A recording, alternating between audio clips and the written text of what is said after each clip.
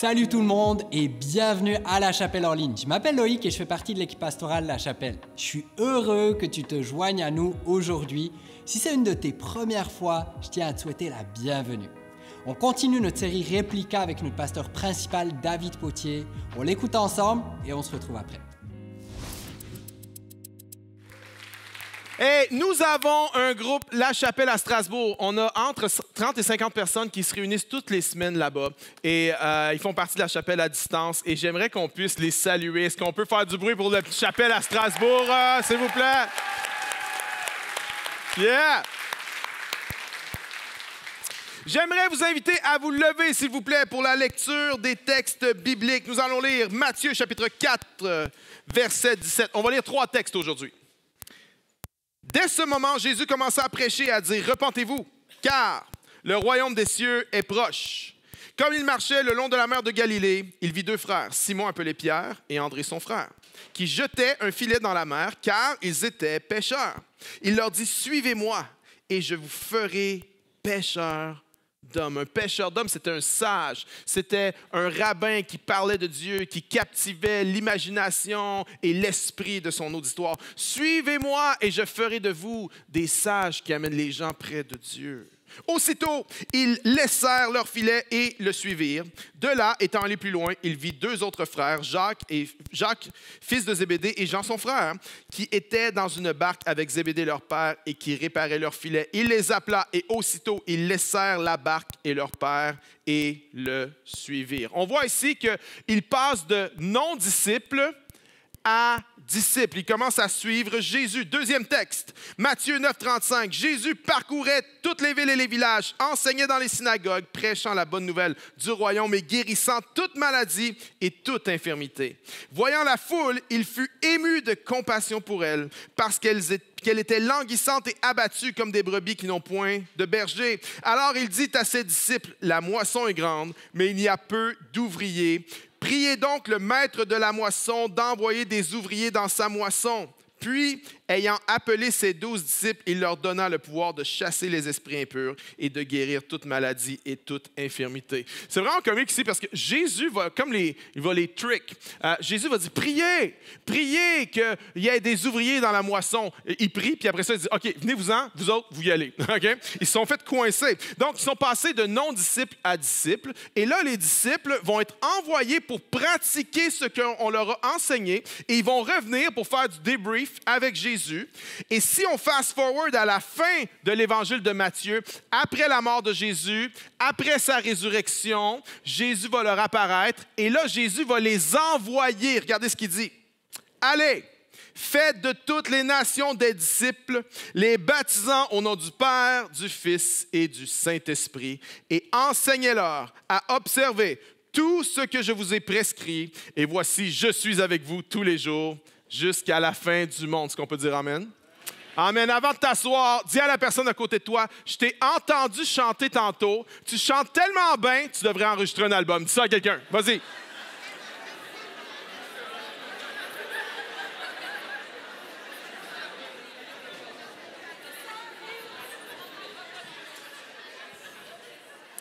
Le titre d'aujourd'hui, faire des disciples. On est dans cette série Réplica et on a vu qu'un disciple, c'est quelqu'un qui va être avec Jésus pour devenir comme Jésus, pour faire comme Jésus faisait. Ça, c'est un disciple. Et aujourd'hui, on va regarder à ça. Mais qu'est-ce que Jésus faisait? Plein de choses.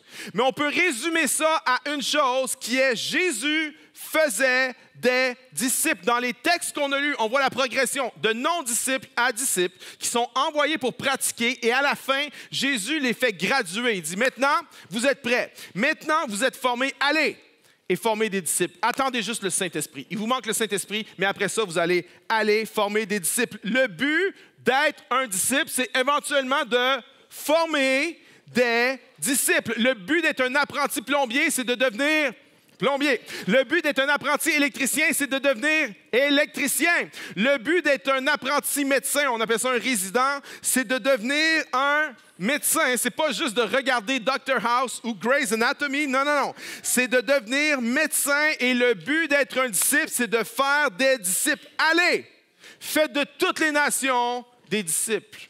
Baptisez-les au nom du Père, du Fils et du Saint-Esprit. Enseignez-leur à observer tout ce que je vous ai prescrit. Dans cette phrase, il y a 4 verbes.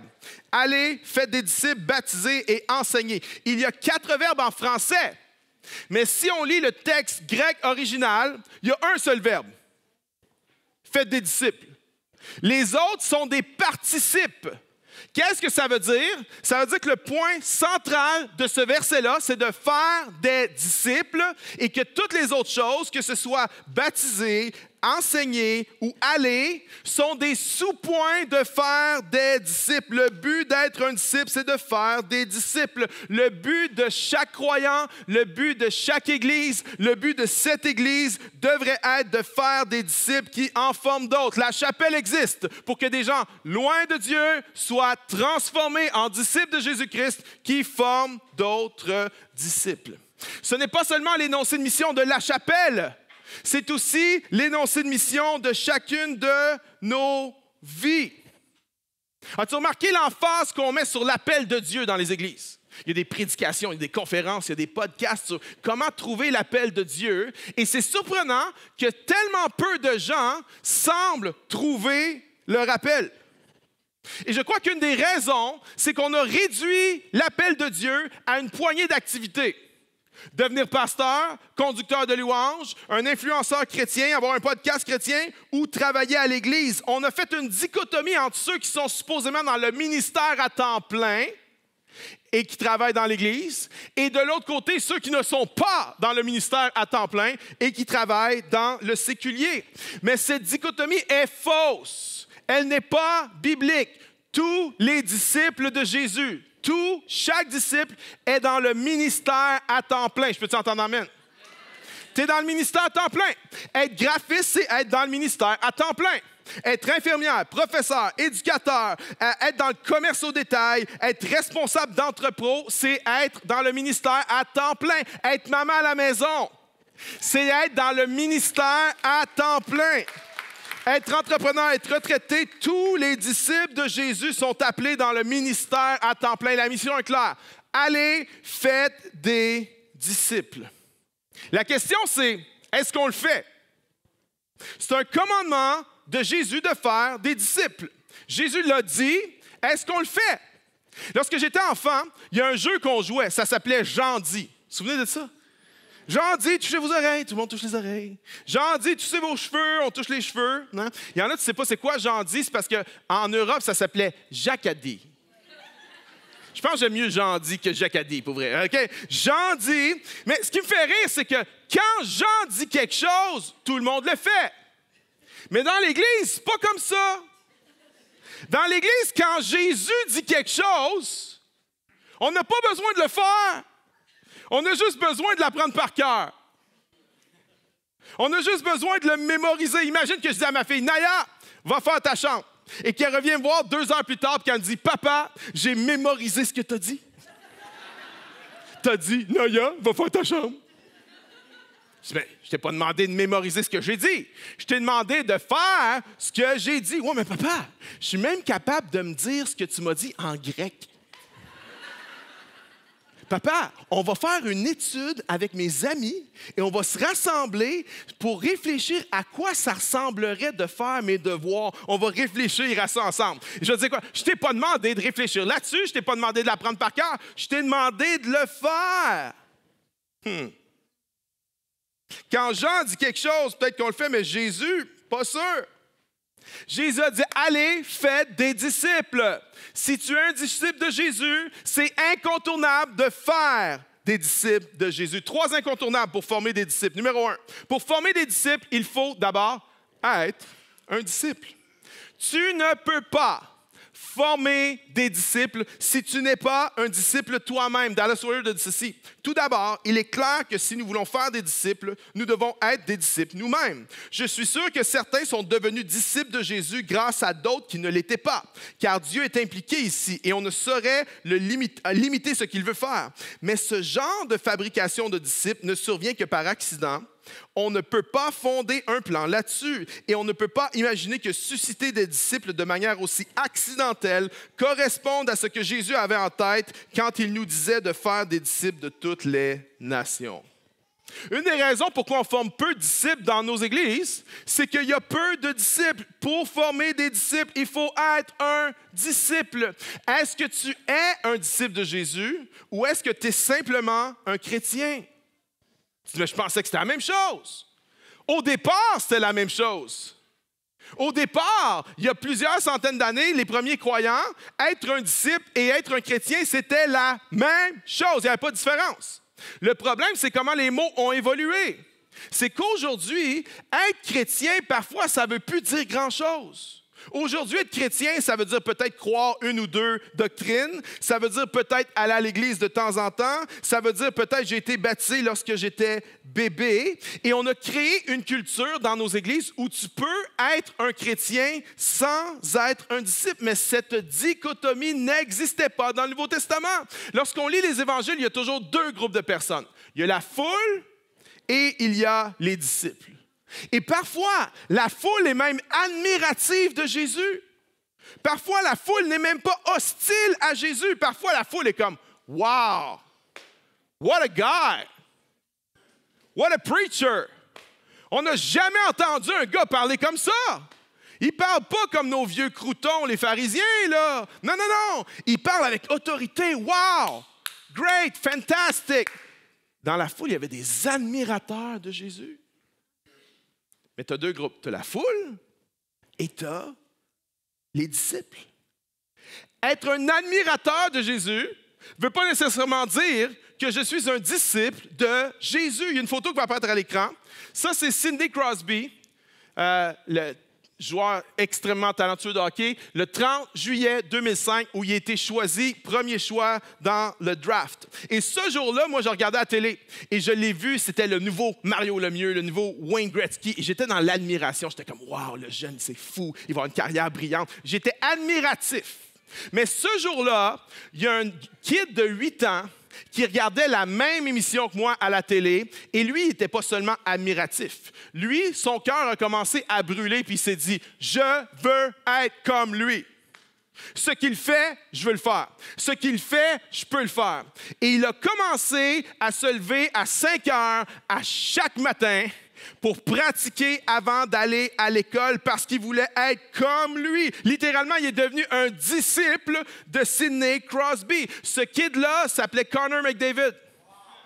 Et quelques années plus tard, c'est lui qui a été le premier choix du draft et ils ont fait leur premier match ensemble et le disciple est devenu un maître lui-même. Voyez-vous, ce jour-là, moi, j'applaudissais Sidney Crosby, mais Connor McDavid a dit, moi, je vais devenir son disciple. Je vais faire comme lui. Ce n'est pas suffisant d'admirer Jésus. On doit s'abandonner à Jésus pour faire des disciples. Oui, on peut applaudir. Pour faire des disciples, il faut d'abord être un disciple. Et on vit dans un drôle de monde. On vit dans un monde où tu as plein de gens qui ont des expertises, en tout cas en théorie, puis qui enseignent à faire à des gens des choses qu'ils n'ont jamais faites eux-mêmes. C'est super fascinant, mais ça, on a ça dans tous les domaines et on l'a même dans l'Église. Pour faire des disciples, il faut être un disciple. 2, pour faire des disciples, il faut comprendre comment fonctionne la formation spirituelle. Maintenant, je donne un peu de langage. Formation spirituelle égale sanctification. Formation spirituelle égale transformation. Et la transformation ne prend pas place accidentellement. John Mark Comer a dit, il n'y a pas de saint accidentel. Soit tu es intentionnellement formé par Jésus en ce moment, soit tu es non intentionnellement formé par le monde. Soit tu es intentionnellement formé par Jésus, soit tu es non intentionnellement, on pourrait dire, déformé par le monde. Voici comment fonctionne la formation spirituelle. Parce que tu sois religieux ou non, que tu te considères spirituel ou non, tu es en train d'être formé spirituellement en ce moment. Et voici comment ça fonctionne. Si tu es non intentionnel, ça va juste arriver et ça ressemble à ceci. Tout d'abord, il y a des histoires que l'on croit, il y a des narratifs. Tout le monde croit des histoires. Nous sommes des êtres qui aiment les histoires. On a besoin des histoires et on a besoin de s'insérer dans une histoire. Et il y a des histoires qu'on croit qui vont impacter nos comportements et notre vie. Par exemple, si tu crois que nous sommes le produit de l'évolution, avec un grand E, qu'il n'y a pas de Dieu. Dieu est complètement en dehors de ça. On est un accident cosmique. Si tu crois vraiment ça, ça va avoir des incidences sur la façon dont tu vas voir la sexualité, par exemple. Parce que tu vas croire que le mariage, la monogamie, c'est des constructions sociales. Tu vas croire que le sexe, c'est quelque chose de seulement biologique. C'est juste biologique. C'est seulement pour la survie de l'espèce. Et si tu crois cette histoire-là, ça va avoir des incidences sur tes comportements et comment tu vas vivre ta sexualité. C'est un exemple. Il y a les narratifs qu'on croit qui vont nous former, mais aussi il y a nos habitudes. La psychologie moderne a étudié la puissance des habitudes et essentiellement, on est plus ou moins la somme de nos habitudes quotidiennes et hebdomadaires. Et nos habitudes viennent agir sur notre système limbique, sur nos affections, sur nos désirs les plus profonds. Nos habitudes viennent nous former. Alors, il y a les histoires qu'on croit, il y a les habitudes qu'on a et il y en a un autre qui sont nos relations. Tu es plus ou moins le produit, tu deviens comme les gens avec qui tu te tiens. C'est vrai ça, pour le meilleur et pour le pire. Alors, les histoires que tu crois vont te former, les habitudes que tu as, les relations que tu as et ton environnement. L'environnement est au centre de la formation spirituelle. Et c'est quoi notre environnement ici aujourd'hui? C'est la ville de Montréal. Une ville qui est post-chrétienne, sécularisée, progressiste et parfois même anti-chrétienne. Cette ville, cet environnement est une machine à nous former spirituellement, qu'on le veuille ou non. Et ce n'est pas simplement un environnement physique, mais c'est aussi un environnement digital, parce qu'on est constamment sur ce monde digital et on est formé par des algorithmes digitaux dont le seul but est de nous voler notre attention pour nous prendre notre argent. En passant, lorsqu'un produit digital est gratuit, c'est toi le produit.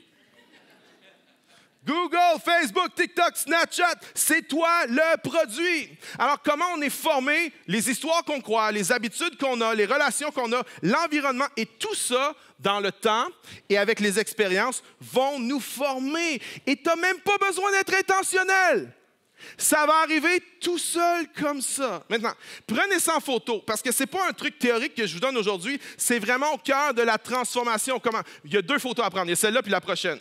Parce que ça, c'est la formation spirituelle non intentionnelle. Tu fais rien, ça va arriver de même, tu vas être déformé en quelque chose. Maintenant, il faut venir superposer à ça une formation spirituelle intentionnelle. Amen?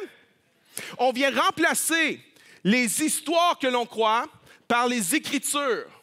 Les mensonges que l'on croit, on vient les remplacer par la vérité de la parole de Dieu. C'est Romains 12:2. Soyez transformés par le renouvellement de l'intelligence, afin que vous discerniez quelle est la volonté de Dieu, ce qui est bon, agréable et parfait. Alors, les histoires, les narratifs, on les remplace par la vérité de la parole de Dieu. Ça veut dire qu'il faut lire, étudier, méditer la parole de Dieu. Maintenant, les habitudes, on les remplace par quoi? Par des pratiques. Mais pas n'importe quelle pratique, des pratiques qu'on a dit transformatrices. C'est les pratiques de la vie de Jésus de Nazareth, les disciplines spirituelles, la prière, la louange, l'Église, le service, le silence, la générosité, le sabbat. Et ces pratiques transformatrices vont venir agir sur notre système limbique, sur nos désirs et sur nos affections les plus profondes, sur ce que la Bible appelle le cœur. Les pratiques transformatrices vont venir agir sur le cœur. Ensuite, on doit remplacer les relations random par la communauté. Si tu veux suivre Jésus, tu dois avoir un cercle d'amis qui veulent suivre Jésus. C'est essentiel. Si tu veux suivre Jésus, merci, mais je vais le redire. Si tu veux suivre Jésus, tu vas avoir besoin d'un cercle d'amis qui veulent suivre Jésus. Je n'ai pas dit d'un cercle d'amis parfait, mais j'ai dit un cercle d'amis qui veulent suivre Jésus. Un cercle d'amis qui n'a pas capitulé devant la complaisance spirituelle, devant le confort spirituel. Et peu importe où ils sont rendus, il y en a un qui est là, l'autre qui est rendu là. Ce n'est pas grave, ce n'est pas ça qui est important. C'est est-ce qu'ils veulent suivre Jésus, tu as besoin de ça. Si tu n'as pas ce groupe-là, si le seul groupe que tu as autour de toi, c'est des gens qui ne veulent pas suivre Jésus, ce qui va arriver, c'est que tu ne seras pas capable de suivre Jésus. Parce que tu as besoin de la communauté. La communauté nous expose et nous encourage. Elle nous expose. C'est comme une éponge. Tu prends une éponge puis tu la presses. Qu'est-ce qu'il y a? Il y a quelque chose qui sort de ça. Et c'est ça que la communauté fait. Elle fait sortir ce qui n'est pas trop nice en nous. Parce que je ne sais pas pour toi, mais moi, quand je suis tout seul chez nous, là, je suis comme Jésus. Quand il n'y a personne qui me tape ses nerfs, là, je suis vraiment spirituel. Quand il y a du monde, par exemple, ça, c'est une autre affaire. Alors, la communauté va venir nous exposer, mais la communauté va venir nous encourager. Parce qu'une communauté qui est en santé, ce n'est pas une communauté parfaite où personne ne se blesse. Non, c'est une communauté remplie de grâce et d'amour. Et quand quelqu'un blesse l'autre, il y a du pardon, il y a une affirmation, il y a un amour inconditionnel malgré que... Et quand j'offense quelqu'un et je reçois le pardon de quelqu'un, ça me fait grandir dans la grâce de Dieu et ça me transforme. Maintenant, communauté, relation par communauté. Et il y a le centre. Le centre, c'est quoi? C'est le Saint-Esprit. Au lieu d'avoir l'environnement de la ville, au lieu d'avoir l'environnement digital qui est notre environnement devient de pratiquer la présence de Dieu. Le message numéro 2, de demeurer en lui, demeurer en moi et vous porterez beaucoup de fruits. Pratiquer sa présence. Et ce que le Saint-Esprit fait, c'est que le Saint-Esprit nous révèle les Écritures. Il nous illumine les Écritures. Le Saint-Esprit nous donne la puissance de faire les pratiques transformatrices de Jésus. Le Saint-Esprit répand son amour au travers de la communauté. Et le Saint-Esprit est au cœur de la transformation, mais ça prend plus que le Saint-Esprit. Ça prend le Saint-Esprit et les Écritures. Ça prend le Saint-Esprit et les pratiques transformatrices. Ça prend le Saint-Esprit et la communauté. Et tout ça, dans le temps, avec les expériences, vont me transformer. Quelqu'un dit Amen. Maintenant, j'espère que tu as pris les 2 photos. C'est vraiment important. Ce n'est pas un cours que je te donne, ce n'est pas un truc théorique. Non, c'est extrêmement pratique et tu vas en avoir besoin. Tu vas en avoir besoin. Quand tu es bloqué dans ta vie spirituelle, tu te poses la question, est-ce qu'il y a des histoires? Est-ce qu'il y a des mensonges que je crois? Est-ce qu'il y a des pratiques, des habitudes que j'ai que je dois remplacer par d'autres pratiques? Est-ce que j'ai des relations que je dois délaisser? Est-ce que j'ai des relations que je dois ajouter? Dans quel environnement j'habite? Dans quoi je baigne? Vois-tu comment ça, quand tu comprends le processus, quand tu comprends comment ça fonctionne, ça peut non seulement t'aider toi dans ton discipleship à toi, mais ça peut t'aider à aider d'autres dans leur discipleship parce que tu poses des questions. OK, quelqu'un est bloqué, quelqu'un a un problème, OK, mais on pose des questions pour voir est-ce que la personne croit des mensonges? On pose des questions pour voir, c'est quoi ses habitudes? C'est quoi ses pratiques? Peut-être qu'il faut remplacer avec d'autres choses. C'est quoi ses relations avec qui elle se tient? Comprends-tu comment c'est un outil essentiel pour former des disciples? Et j'aimerais dire ceci, ça marche. Ça marche. Avant, j'aimais pas le fromage. J'haïssais le fromage. Pourquoi? Parce que chez nous, là, une bonne famille québécoise traditionnelle, la seule fromage qu'on mangeait, c'était quoi? C'était le fromage en tranche, Kraft, et le Cheese Whiz, hallelujah, et le fromage à poutine, et un peu de Petit Québec de temps en temps, mais il ne fallait pas qu'il soit trop fort, OK? Ça, c'était le fromage. Mais le vrai fromage, j'haïssais ça, c'était barque, c'était dégueulasse. Jusqu'au jour où je suis tombé sur un gars en ligne. Il fait des vidéos sur le fromage. Le gars est tellement inspirant. Il ressemble à un évangéliste du fromage. Quand il parle du fromage, comment il s'appelle? L'huissier affineur de fromage. C'est un poète du fromage. C'est un prédicateur du fromage. Et quand il prêche le fromage, mon gars, you feel it. Voilà un fromage qui ressemble au gruyère, mais qui n'est pas un gruyère. Il s'appelle Gletscherbach, dans le canton de Berne, fromage d'alpage. Et ce qui est intéressant dans ce fromage, c'est qu'il est plus petit qu'un gruyère, il fait à peu près 20 kilos, donc il s'affine plus vite. Et après 20 mois d'affinage, eh bien, je commence à voir déjà des points blancs sur le fromage. Et quand je le déguste, il y a les parfums de la cave qui ressortent sur ce fromage. Je croque les cristaux, ça croque sous la dent et c'est pas trop fort en goût. C'est agréable, c'est l'équilibre qui me plaît dans ce fromage. Ça, c'est le porte-étendard du fromage, le poète du fromage. Quand il parle, tu dis « Hey, je manque quelque chose, moi, là. » Et je vivais dans le mensonge, mes amis. J'avais besoin que quelqu'un me prêche la vérité du fromage pour déconstruire les faux narratifs que je m'étais fait dans mon esprit. Mais j'avais besoin de plus que ça. J'avais besoin de pratiquer. Alors, j'ai commencé à prendre des petits morceaux de fromage. Mais tu ne commences pas quelque chose de radical, tu y vas tranquille. Un brie, man.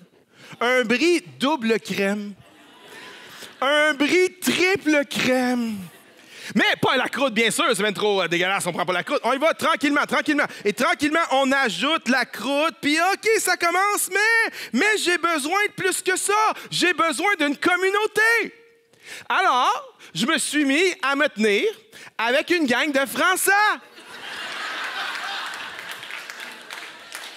qui m'ont encouragé dans ma pratique spirituelle du fromage. Ils ont commencé à m'introduire à d'autres fromages. J'ai été introduit au comté, par exemple. Et la première fois, j'ai fait « Merci Jésus, merci Jésus ». Et ensuite, j'ai découvert la tête de moine et j'ai fait « Oui, bénis l'Éternel, oh mon âme ». Et j'ai expérimenté le Gouda et je me suis dit « Alléluia, gloire à mon libérateur, alléluia. » Et on m'a fait savourer la mimolette, mes amis. Et là, je me suis mis à chanter « Combien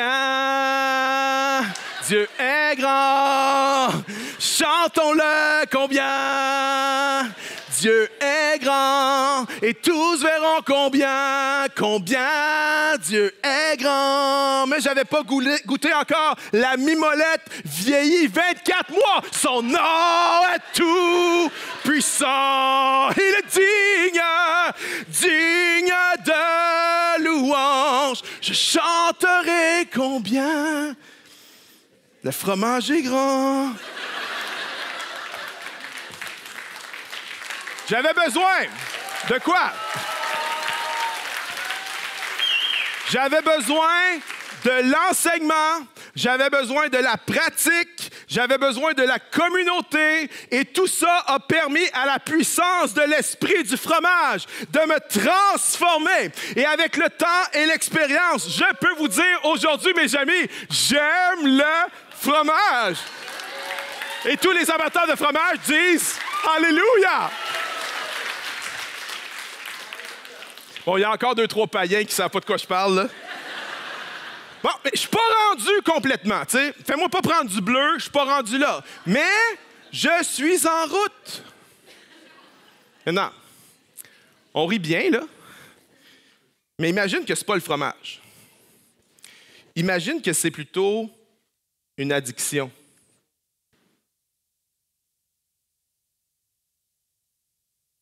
Bon, je ne vais pas prendre ton exemple, je vais prendre mon exemple. Imagine que c'est une addiction à la pornographie que j'avais, que je croyais des fausses histoires. Genre, je ne peux pas vivre sans ça. Je suis incapable de me débarrasser de ça. J'avais besoin de remplacer les faux narratifs par la vérité de la parole de Dieu. Misérable que je suis, qui me délivrera de ce corps de mort? Grâce soit rendue à Dieu par Jésus-Christ, notre Seigneur. La grâce de Dieu, source de salut pour tous les hommes, elle nous enseigne à renoncer à l'impiété, remplacer les mensonges par la vérité de la parole de Dieu, remplacer les mauvaises habitudes de me coucher tard, de me lever tard, de regarder trop de télé, de regarder la télé tard le soir, remplacer les mauvaises habitudes par des pratiques transformatrices, de se coucher tôt, de se lever tôt, d'aller à l'église chaque semaine, de lire la parole de Dieu, de prier, de remplacer des relations mauvaises ou l'absence de relations dans mon cas, par une communauté de gens qui veulent suivre Jésus et d'apprendre à habiter dans un autre environnement que l'environnement de l'obsession sexuelle, mais d'apprendre à habiter dans un environnement par le Saint-Esprit où je demeure en lui. Et tout ça, avec le temps et avec les expériences, aujourd'hui, ça fait 22 ans que c'est en arrière de moi, ça. Puis je dis pas ça pour glorifier David Potier, je dis ça pour te dire, ça marche, c'est possible. Mais si tu veux être un disciple et si tu veux former des disciples, tu as besoin de comprendre ça.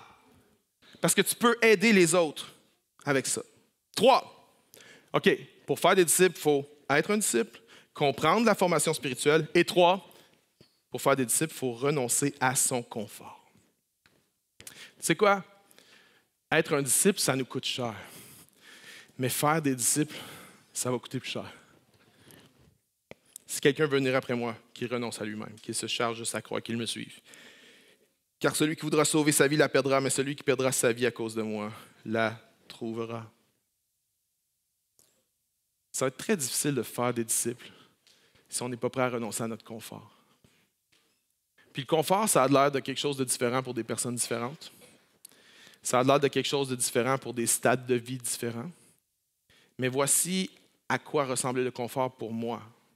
Il y a plusieurs mois de ça, j'ai senti le Seigneur me guider, me demander de laisser aller Netflix complètement. Maintenant, non, merci. Je ne veux pas que vous pensiez que je suis en train de vous dire que c'est ça qu'il faut que tu fasses. Mais peut-être c'est ça qu'il faut que tu fasses. Mais ce n'est pas ça mon point. Le Seigneur m'a... Puis je n'ai pas senti que c'était un ordre. J'ai senti que c'était une demande. Et j'ai lutté parce que honnêtement, je n'avais pas le goût. J'avais toutes mes justifications personnelles de dire « Ah, mais là, je travaille fort pour Dieu, je suis pasteur, je sers Dieu toute la semaine, je travaille énormément, j'ai besoin de quelque chose pour décompresser, j'ai besoin de quelque chose pour déconnecter. » Mais ce que je ne m'en rendais pas compte, c'est que ça ne me faisait pas déconnecter, c'est quelque chose qui m'épuisait encore plus. Mais parce que tu as un rush de dopamine à chaque fois, tu ne te rends pas compte que c'est en train de t'épuiser et de te drainer. C'est ça l'affaire. Et j'ai senti, le Seigneur me dit « Es-tu prêt à laisser aller complètement? » Je n'avais pas le goût, mais je dis « OK, je vais le faire. » Et j'étais dans mon bureau à la maison. Et quand j'ai pris cette décision-là, je suis sorti de mon bureau.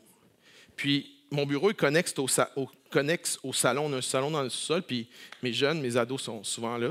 Puis, quand je suis sorti, je me suis dit, Seigneur, qu'est-ce que je vais faire avec mon temps? Parce que là, je venais de récupérer 15 heures par semaine. OK?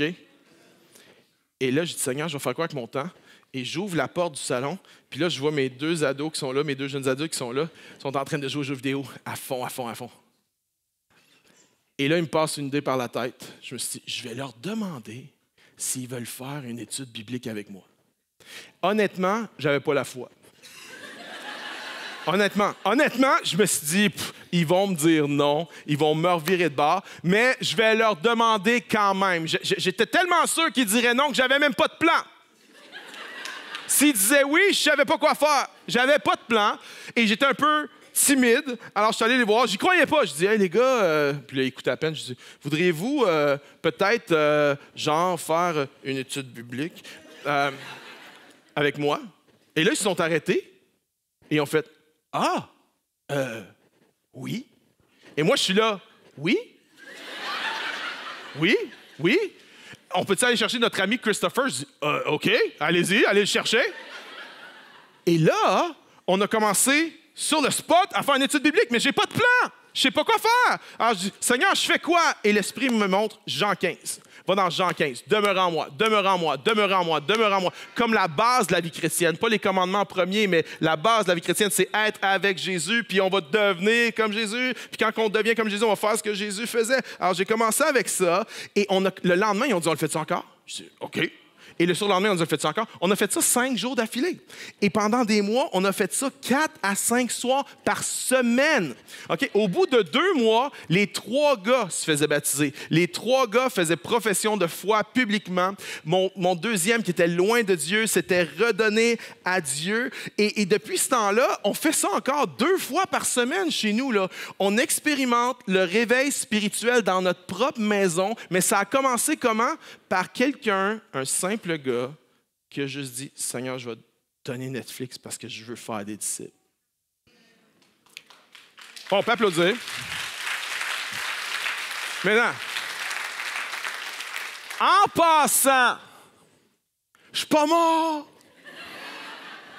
Je verrai jamais Walking Dead saison 11. Puis je vais très bien. Je sais même pas comment j'ai fait pour écouter 10 saisons anyway. Il n'y a même pas d'histoire dans ce truc-là. Il n'y a pas d'histoire, il n'y a pas d'espoir. Comment j'ai fait? Je le regardais sur Fast Forward, littéralement. C'était une addiction. Je verrai jamais la saison 11, mais je vais très bien. J'aimerais te proposer, je ne sais pas c'est quoi pour toi, mais si on veut faire des disciples avec les gens qui nous entourent, avec les gens qui nous sont les plus précieux, il va falloir renoncer à notre confort. Parents, grands-parents, si vous voulez faire des disciples avec vos enfants, avec vos petits-enfants, vous allez devoir renoncer à votre confort. Je ne sais pas pourquoi je dis vous, je suis presque un grand-père maintenant. Nous allons devoir renoncer à notre confort parce qu'on vit dans un monde post-chrétien. Avant, la culture poussait les gens qui voulaient marcher avec Jésus vers les valeurs chrétiennes. Maintenant, c'est le contraire. Un monde post-chrétien n'est pas un monde pré-chrétien. Il y a des gens qui pensent ça. OK, mais là, l'Évangile est tellement plus là, qu'on va avoir un retour comme même avant que l'Évangile soit prêché, comme dans le livre des Actes. On n'est pas dans un monde pré-chrétien. On est dans un monde post-chrétien. Et voici la différence. C'est qu'un monde post-chrétien se définit en réaction par rapport au christianisme. Un monde post-chrétien fait la chasse à déchristianiser chaque morceau de chair qu'il y a sur l'os. Ça, c'est le monde dans lequel tu vis, c'est le monde dans lequel tes enfants grandissent. Et si tu as une foi et si tu as des valeurs, j'aimerais dire, c'est bon, c'est nécessaire, bravo, mais ta foi et tes valeurs ne feront pas le poids pour la transmettre à tes enfants.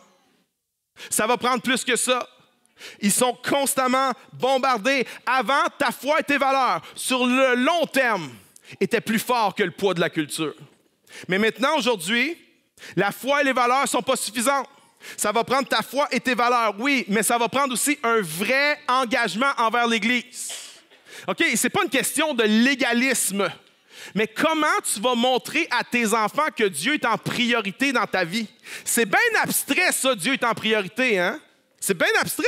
Puis comment tu vas leur montrer à eux? Puis, by the way, on peut dire que Dieu est en priorité puis que notre agenda démontre le contraire complètement. Comment je vais montrer à mes enfants que Dieu est vraiment ma priorité? Une des façons, ce n'est pas la seule, mais elle est nécessaire, c'est que je me pointe à l'Église à chaque semaine. C'est que je leur montre que des fois, je n'ai pas le goût d'y aller, mais j'y vais pareil parce que Dieu est ma priorité. Pas parce que je me sens coupable si j'y vais pas parce que le pasteur va être fâché contre moi si j'y vais pas parce que les gens vont penser quelque chose de moi si j'y vais pas. Non, parce que c'est deep down, je veux que Dieu soit ma priorité. Et c'est une façon de l'exprimer et c'est une façon qu'il le devienne et c'est une façon aussi de le montrer à mes enfants. Une des raisons pourquoi je me botte les fesses pour venir à l'église à chaque semaine, c'est pas juste parce que je suis le pasteur. C'est vrai, je suis là parce que je suis le pasteur. Mais j'ai des raisons bien plus profondes que ça d'être là. Puis si je n'étais pas le pasteur, je serais là. Parce que je veux enseigner à mon âme, je veux enseigner à mes enfants, je veux enseigner à mes petits-enfants que Dieu doit être ma priorité. Alors, ça prend ta foi et tes valeurs, ça va prendre un vrai engagement envers l'Église, plus un vrai discipleship dans ta maison.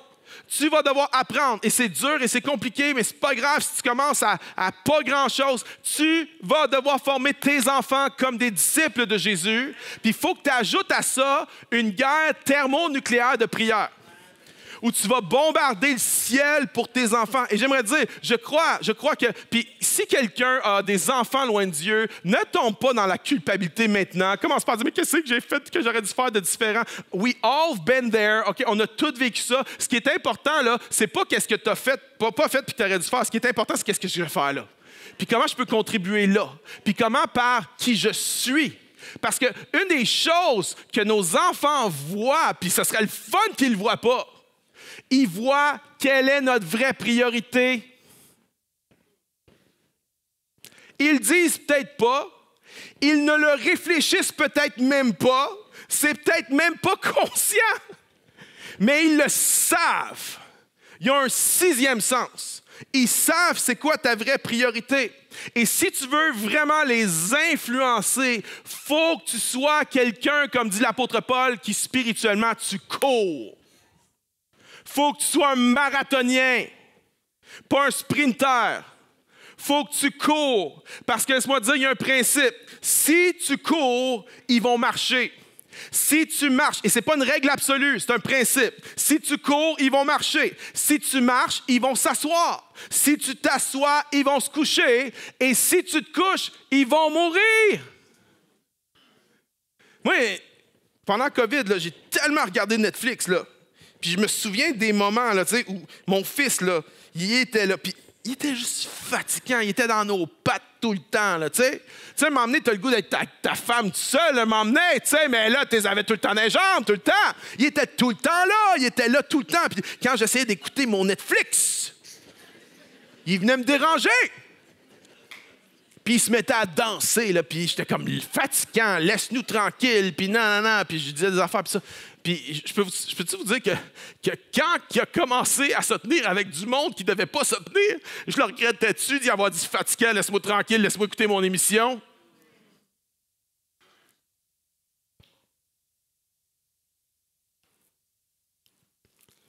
Et c'est une des raisons qui m'a amené à dire c'est pas vrai que ce truc-là va me voler mes enfants.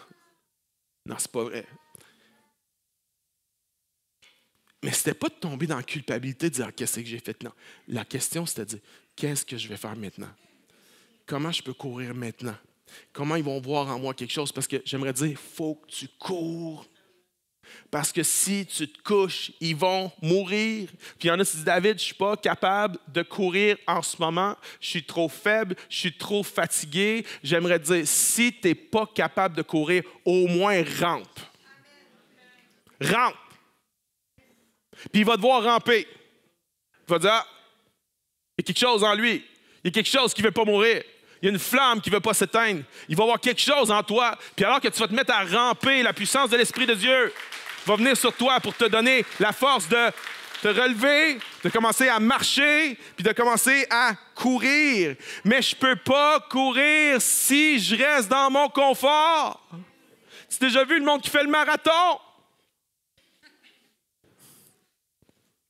Renoncer à notre confort. Cette semaine, on a eu la visite surprise de Mathilde et de Jérémie. Un couple qui a fréquenté la chapelle pendant plusieurs années. Maintenant, ils sont déménagés dans la région de Joliette. Et ils font partie d'une belle église là-bas. Mais Mathilde et Jérémie, non seulement ont fait partie de la chapelle, mais pendant plusieurs années, quand on a commencé à être responsable de jeunes dans une église à Sherbrooke, eux étaient dans notre groupe de jeunes. On avait 7, 8 jeunes dans le groupe de jeunesse, puis eux étaient parmi ces jeunes-là. Ils sont venus nous visiter cette semaine, ils sont venus nous porter des choses, puis une des choses qu'ils nous ont dit, ils étaient tous fiers de nous dire « Hey, David, Karine, tu ne savais pas quoi, on va devenir pasteur de jeunesse. » Et là, j'ai fait « Wow! » Et là, ils ont commencé à me raconter qu'ils ont 4 enfants, le plus vieux va avoir 12 ans, donc lui, il doit aller à un groupe de jeunesse, puis ils n'en ont pas dans leur église. Et que eux, ils savent comment c'est important parce qu'ils l'ont eu lorsqu'ils étaient jeunes. Alors, ils ont décidé de se lever. Puis ils ont dit, bien, ça va être nous autres. C'est ça qu'on avait fait. Ils ont dit, il n'y a personne. On ne l'a pas fait parce qu'on était meilleurs, on l'a fait parce qu'il n'y avait personne. Puis je priais Dieu qu'il envoie la bonne personne. Puis 1 an, 2 ans, 3 ans plus tard, Dieu n'envoyait pas la bonne personne. Puis il m'a dit, c'est toi la bonne personne. Mais on dit, puis là, leur pasteur, il veut tellement qu'il le fasse, je le comprends. Il dit, tu sais, Jérémie, peut-être que ça pourrait être un tremplin pour toi pour devenir pasteur dans le ministère. Et Jérémie a dit, moi, pasteur, là, je ne veux pas devenir pasteur, je suis appelé à être aumônier dans les hôpitaux psychiatriques, c'est ça mon appel, c'est ça mon ministère. Il dit, je ne le fais pas pour ça. Il dit, je le fais parce qu'il y a un besoin. Et ça, pour moi, il y en a 4, là, OK? Puis on a eu 4, nous autres, là, j'aimerais dire. Mais ça fait quand même 15 ans de ça. 4 aujourd'hui, 4 il y a 15 ans, c'est pas la même affaire. OK? Et de les voir qui sont prêts à renoncer à leur confort pour former leurs enfants comme disciples. J'étais comme, wow! Puis il y en a qui disent, moi, je ne peux pas faire ça, je ne peux pas faire ce qu'ils font. Mais il y a un autre couple dans leur église qui ont dit, nous, on ne peut pas faire ce que vous allez faire, mais ce qu'on peut faire, c'est avec vous autres. Fait qu'ils ont décidé d'être là avec eux autres à chaque vendredi soir. Puis ils sont prêts à renoncer à leur confort pour former des disciples. Et ce n'est pas seulement eux, c'est toutes les personnes qui sont moniteurs pour nos ados à 13-18, qui renoncent au confort de leur vendredi soir. C'est tous les parents qui viennent reconduire leurs enfants le vendredi soir. On s'entend-tu que tu n'as pas le goût de te taper le trafic pour venir reconduire ton ado le vendredi soir après ta semaine de travail au bureau de la chapelle, d'être coincé dans le trafic? Tu n'as pas le goût. Tu n'as pas le goût de faire ça, mais il y a des parents qui sont animés d'une résolution de faire des disciples. Il y a des parents qui disent, il n'y a pas un confort qui va m'empêcher de faire des disciples avec mes enfants. Eux aussi, ils renoncent à leur confort.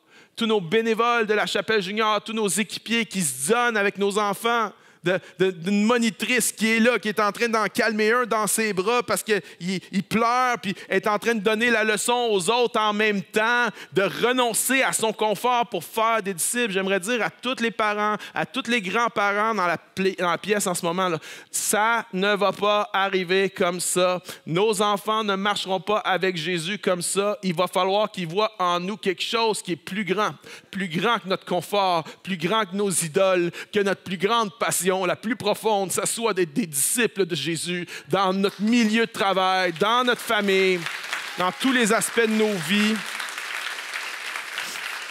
Parce que le vrai succès, c'est pas que mes enfants vont finir premier de classe. C'est une bonne chose si ça arrive, mais ce n'est pas le succès. Le succès n'est pas qu'ils vont faire 3, 4, 5 activités parascolaires. Le succès n'est pas qu'ils vont devenir joueurs de hockey professionnels ou joueurs de basket professionnels. Ça, c'est pas le succès, mon ami. Le succès, c'est même pas que l'Église, que je suis le pasteur, va devenir grande puis qu'on va être connu. Non, mais c'est pas ça qui est le plus important. Ce qui est important, c'est dans ta maison. C'est ça qui est important. Dans ta maison. Que tu sois le prêtre de tes enfants dans ta maison. C'est ça qui compte.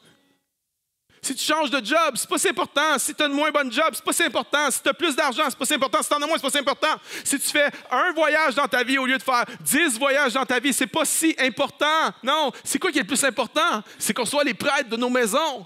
C'est qu'on dise, moi et ma maison, nous servirons l'Éternel. Mais ça va prendre des gens qui sont prêts à renoncer au confort. Puis j'aimerais dire, ça a l'air bien austère, là. Ça a l'air bien monastique, renoncer à son confort. Ça a l'air bien épouvantable de renoncer à son confort. Mais Jésus dit, celui qui est prêt à perdre sa vie va la trouver. By the way, il n'a pas dit la retrouver parce que tu ne l'avais pas.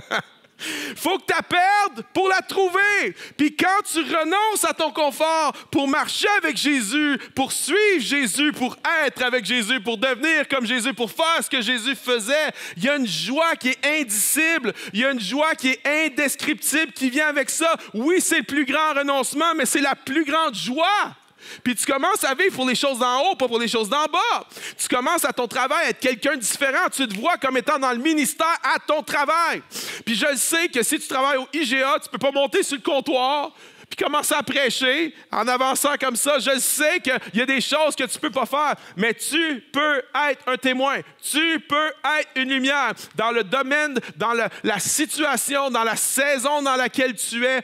Tu peux être un faiseur de disciples là où tu es. Il y a des gens autour de toi qui attendent juste que toi, tu décides de les former. Il y a des gens autour de toi qui ont besoin que tu te lèves. Il y en a, tu devrais être un animateur de 5 à 7 depuis longtemps, puis tu as besoin d'aller voir Pasteur Glenn et dire « Je veux te former, je veux former des disciples. » Il y en a, tu as besoin de te mettre avec d'autres personnes, parce qu'il y en a, tu dis « Moi, je sais pas, je suis pas bon dans la Bible, les versets, je suis pas bon. » Mais OK, tu peux peut-être faire un team avec quelqu'un d'autre, puis tu peux être fidèle, puis tu prends un engagement avec cette personne-là, tu fais une alliance. OK, toi, tu es bon à parler de la Bible, toi, tu es bon à enseigner. Moi, je suis pas bon là-dedans, mais moi, je peux faire ça. Moi, je peux cuisiner, puis on va être là ensemble. Puis ensemble, on va être un team. Jésus les envoyait toujours 2 par 2. Pourquoi? Parce qu'on n'a pas les mêmes dons, on n'a pas les mêmes capacités. Mais tu peux faire un team avec quelqu'un pour faire des disciples chez toi et autour de toi. C'est ça ton appel. Ah oui, tu peux peut-être avoir une carrière extraordinaire, mais c'est pas ça le but ultime.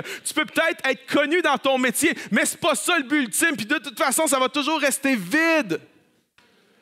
Le vrai truc qui remplit, c'est d'être avec Jésus pour devenir comme Jésus, pour faire comme Jésus faisait. Et Jésus formait des disciples. Et si tu veux Dieu, mon ami, il faut que tu donnes Dieu. Si tu veux Dieu, il faut que tu donnes Dieu. Il y a des gens qui disent, je veux grandir spirituellement, j'ai soif de profondeur. Sais-tu c'est quoi la chose La chose qui va contribuer le plus à ton avancement spirituel, comme rien d'autre, la pratique qui va contribuer à te propulser spirituellement comme rien d'autre, c'est la décision de faire de ta vie, de faire des disciples. Ça, c'est un méchant accélérateur, je peux te le dire. Quand tu prends cette décision-là, ta vie va rentrer dans une nouvelle dimension. Elle ne t'appartient plus maintenant. Puis il y a tellement un relâchement avec ça. Tu sais, quand ta vie t'appartient, là, c'est stressant ta barouette, moi, tu sais. Parce que quand ta vie t'appartient, tu as toujours peur de perdre. Perdre ta place, perdre ta promotion, perdre ton argent. Mais quand ta vie ne t'appartient pas, c'est pas que tu n'as plus rien, mais c'est plus à toi. Il y a tellement un relâchement qui vient avec ça. Tu es appelé, je suis appelé, nous sommes appelés. La chapelle existe pour que des gens loin de Dieu soient transformés en disciples de Jésus-Christ. David Potier existe pour que des gens loin de Dieu soient transformés en disciples de Jésus-Christ qui forment d'autres disciples. Anna existe pour que des gens loin de Dieu soient transformés en disciples de Jésus-Christ qui forment d'autres disciples. Et chacun d'entre vous, et Marie, et Alain, et Karine, chacun d'entre nous, nous existons pour que des gens loin de Dieu soient transformés en disciples de Jésus-Christ qui forment d'autres disciples. Et si tu as quelque chose dans ton cœur qui dit « Seigneur, je veux plus de ça, je veux avancer là-dedans », est-ce qu'on peut applaudir le Seigneur une dernière fois ensemble, tout le monde?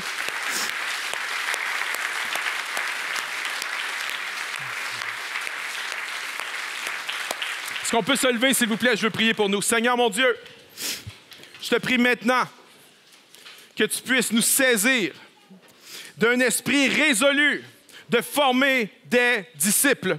Seigneur, peu importe où nous en sommes en ce moment, peu importe notre niveau de maturité, nous pouvons tous contribuer envers quelqu'un. Nous pouvons tous inspirer quelqu'un. Nous pouvons tous aimer quelqu'un. Alors, je prie que cette Église soit une armée de formateurs de disciples. Je prie pour une Église qui voit leur vie, non pas comme quelque chose qui leur appartient, mais comme un ministère à temps plein, dans leur famille, dans leur voisinage et dans leur milieu de travail. Je prie, Seigneur, qu'on puisse être avec toi pour devenir comme toi, pour faire comme tu faisais. Dans le nom de Jésus, et que tous ceux qui le veulent disent Amen et acclamons le Seigneur ensemble.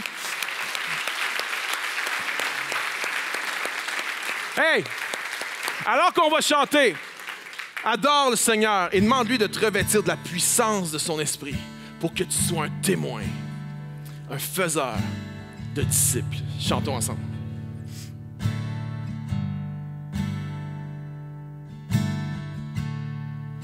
Insondable mystère, amour venu sur terre, vainqueur de nos frontières, tu t'es révélé à nous, insaisissable grande, amour divin créateur,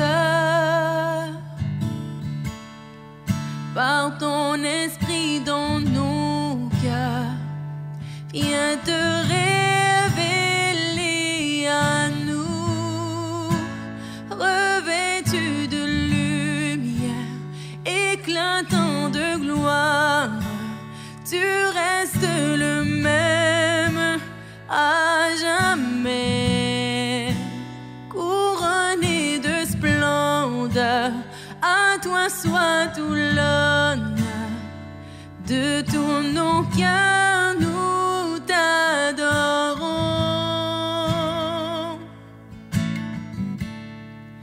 Insaisissable grandeur,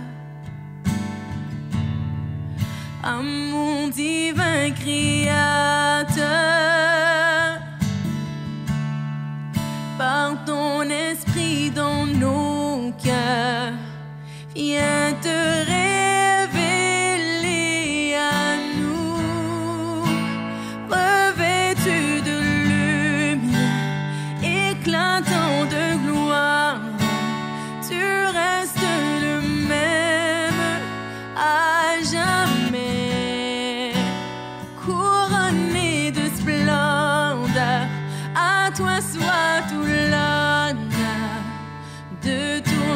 cœurs, nous t'adorons.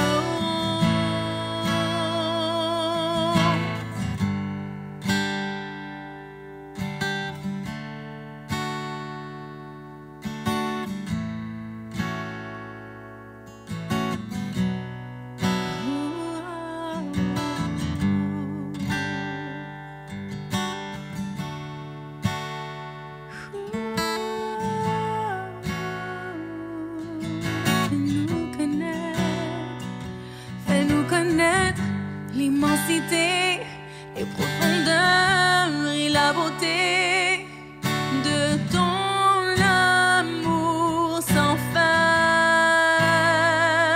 Dévoile-nous dans le secret et l'étendue de qui tu es. Nous désirons ton cœur. Fais-nous connaître l'immensité, les profondeurs et la beauté de ton amour sans fin. Dévoile-nous dans le secret et l'étendue de qui tu es. Nous désirons ton cœur, revêtu de lumière, éclatant de gloire. Tu restes le même à jamais, couronné de splendeur. À toi soit tout l'honneur, de tous nos cœurs nous t'adorons.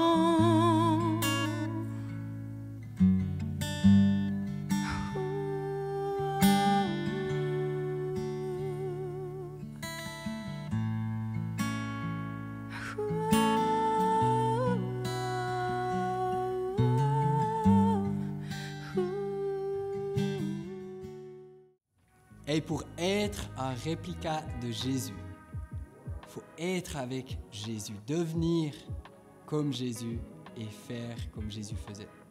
Mais en tant que réplica, on est ensuite appelé à faire des disciples. Cette semaine, j'aimerais t'encourager à changer les histoires auxquelles tu crois par la parole de Dieu, par les Écritures. Change les habitudes que tu as par des pratiques transformatrices qu'on t'a partagées. Puis change tes relations en te connectant avec une communauté de croyants qui veulent eux aussi ressembler à Jésus de plus en plus. Si tu veux continuer à vivre la communauté de l'Église la semaine, tu peux le faire en ligne en te joignant à nous dans notre after tous les lundis à midi. C'est un bon moment pour connecter et prier ensemble. Tu trouveras le lien sur notre site web. Tu peux aussi vivre l'Église en personne le dimanche en te rendant à l'une de nos chapelles. À Rosemont, on se réunit à 9h30 et 11h30 à la salle Père Marquette. La réunion est à 18h au théâtre Fairmount. Et à Gatineau, on se rencontre à 9h45 au cinéma Star Cité de Homme. Merci de donner régulièrement. C'est ce qui nous permet de vivre l'Église, que ce soit en ligne ou en personne. Tes dons contribuent aussi aux différents projets de J'aime ma ville. Tu peux faire un don en tout temps via notre application ou sur notre site web. Merci d'avoir été avec nous aujourd'hui. On se voit dimanche prochain en personne ou encore en ligne sur notre chaîne YouTube. Mais avant, viens passer du temps avec nous dans notre after demain midi. Bonne semaine.